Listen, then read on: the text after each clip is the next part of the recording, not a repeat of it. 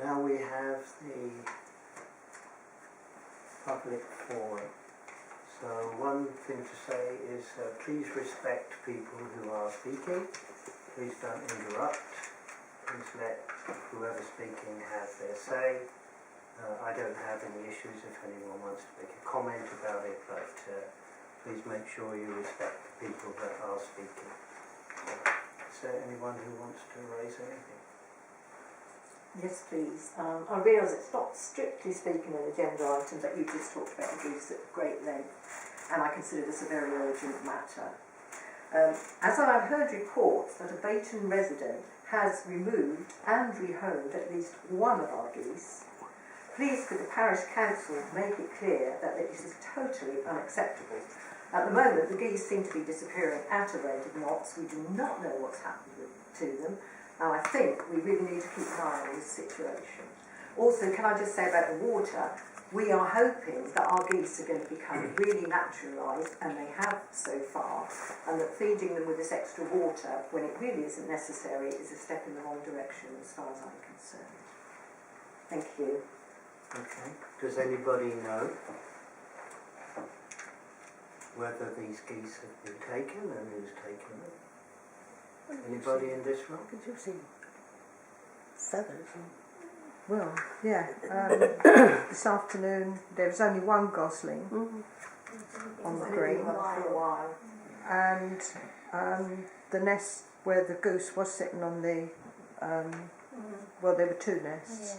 Is they're completely empty with just a lot of feathers around. Yes. So I think that's mostly down, isn't it? Yes. The goose has Yeah. sort of lined her nest. but there was a with. dear little boy on the green this afternoon with a football who was aiming it purposely at the geese with the gosling several times. Oh, really? Did you say anything to him? I didn't. I stood and watched. Do you know who he is? I've no idea. Okay. I stood and watched some probably Saturday evening. A group of young children with their parents who were clearly wanting to, well, one little boy was wanting to throw stones at the geese. And I did stand and watch for a little while, and Mum called them to the nest. So I'm thinking it might be the same child. About 10 or 11 with blonde curly hair. This might have been his brother, who was obviously learning the trade early. So we don't... Roger? Can I just raise 2 points with you, please? One relating to the geese, since we're discussing that, and the other to some traffic calming measures, which is another agenda item later, I see. It's been hugely rewarding, and I know caused much joy amongst other residents to see not only our geese again laying eggs this spring, but actually hatching some off. And I hope the prospect of yet more to come. I don't know whether the eggs are gone, but hopefully they're being incubated. Thus I point out to any doubters that our welfare of this free-ranging flock has been entirely satisfactory thus far, although we've had some adult losses, 2 of which remain unexplained with no carcass for evidence. During this same period, several ducks have visited our dreadfully polluted pond, and one of them hatched off a brood of 12 and reared them to adulthood, something we haven't seen for many years in Beyton. They now appear to have disappeared, although on Saturday I saw some, which may well have been that brood, disappearing up Beyton Grange Drive, so perhaps they found another home. Can I suggest that you allow any surviving goslings to join our flock, such that we can maintain critical numbers? Could I also ask our Suffolk County Councillor what measures that council is taking to have removed all the camera signs that have been installed, apparently illegally, all over the county, on what appear at first glance to be Suffolk County poles. You will recall that Suffolk County Council was harassed by a disgruntled resident of Beyton to get our 5 signs removed and thus reduce our traffic calming measures to 30-mile-an-hour signs and white lines. Thank you. I will ask you on Wednesday. Thank you. Anyone want to comment? Whilst we're talking about the geese, is this a relevant time to talk about the fencing of the playground? We haven't actually planned to discuss this Is that later. correspondence? Okay. Yes. However, if the member of the public wants to speak about it, then Yeah, yeah, please. The answer is yes, you can say what you like. I have a 2-year-old grandson. I live on the green. My wife can't even take him on the green now, even though we've got a lovely playground, because of the geese feces. Not only are they messy and a nuisance, I suspect that if a child put one in their mouth, which some dogs have been eating them, they're actually a health hazard. And it seems to me that the only way that we can get around the problem is to put some sort of fencing around the playground, to include as well some sort of exit trail onto the playground, so that children can use the playground without fear of getting covered in goose muck. Every time my wife comes back, she doesn't go anymore, with the pushchair, I have to hose it down because of the mess on the wheels. I love to see the geese, but I don't like to see the goose muck. And I know 2 or 3 other people that have told me the same thing, and to spend that sort of money on a playground and to actually have it as a health hazard is a nonsense. Okay. Anybody want to?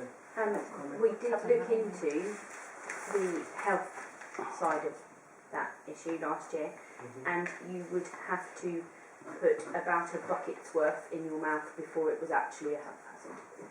But it's still, that's not the point. No, I know it's not. I know it's not. But it's having nice to walk on. no, and I push a totally child appreciate through. that. But having looked into all that side of it a year ago, before these guys were on the council, Okay. I need to just, we did look at that side of it, and it doesn't have the same. It's not nice. I'm not saying it's nice, but it doesn't have the same health risks as dog or cat feces does. You would have to actually sit there and consume a considerable amount before it would give you a bit of a stomachache. But we are covering fencing and that later on in the agenda. Okay, fine. Which should answer some of your Thank you. questions, hopefully. You are not alone in your concern, Yeah. I have to say. Sandy? Just a couple of things. It's not only the playground, it's the football area. As I think it was your wife that actually went and talked with some of the boys recently, because we were having a chat, and said, and they said it's horrible. We slide around in it and fall in it all the time. So it's not just the playground. It's all over the village, but all over the green, but especially around the football area as well. And as far as people throwing things at the geese, this happens all the time. We live in the middle of the green. Some of the teenage boys were throwing conkers at the geese a couple of months ago when they get off the bus from school, and then they wait around the green. 2 girls that were about 10, 12. Not long ago, and their parents were nearby, they purposely pushed all of the geese into the middle of the road by Roger's house, and with much laughter, etc., I shouted at them to bring the geese back, which they did. The parents don't give a hoot. Teenage boys with their bikes on the green, where they lift their bikes up and try to land on the geese when they're scattering all over the place. Some other boys throwing some things at them, and the ducks as well, by the stream. It goes on all the time. It's just a constant situation, and whenever we see something, we go out and have a word with them. I did have a word with a boy that was with his parents, and he was about 8 and was shooing and screaming and running after the geese and put them in the road by the bus shelter by where we are. And I just said, leave the geese alone. I went over and brought them back, and the father came after me. What are you talking about? And I thought, so didn't say anything, didn't argue. So that is something that it is a concern. It happens a lot. It's not an isolated incident. Water, ice, Exactly, I was just going to say that. Yeah. Took the words right out of your mouth today. I think perhaps just a gentle reminder, some of these people probably won't read it, but it would at least might raise awareness. I remember some years ago when a young lad apparently in a car aimed straight for a goose. I'm going back some years ago now. Actually, I was talking to an old friend of mine. She was walking her dogs up at Westow, and a guy deliberately ran into someone else's dog on a motorbike. The root cause of the problem is not the animal. The root cause are the people. And we have to, if they are from school, then we need to go to their school and make it very clear that we don't accept this. And you've got to go, you can't fix these things because it will come back again. You've got to go to root cause. And the root cause is that if people and children are not sensible enough or brought up well enough not to throw things at animals and ride bicycles at them, etc., we need to try to catch it and do something at root cause. So I would suggest, Sandy, if you see this again, you have access to that website thing, not website, but the email site. Please send a note to me. If you know what school they are, then I will go and see the school. If you know where the children are from, that's more difficult, I know. Yeah, unless I start following them. I understand. It's easier said than done. But I do go and stop them when I see them, and I'm not abusive to them or anything. I'm just you very. shouldn't have to be put in a position where a parent comes after you. And it is great that you're willing to go and speak to them. But this is what people are like. Sorry, Well, I do my best, but unfortunately, that's what we can do, there's a isn't it? distribution. Yeah. It's our best. That sounds like a horror story, but I brought my kids up on the green and never saw anything happening to those kids. I'm mostly scared of them. This was the original plot, of course. Which is a bit more hostile.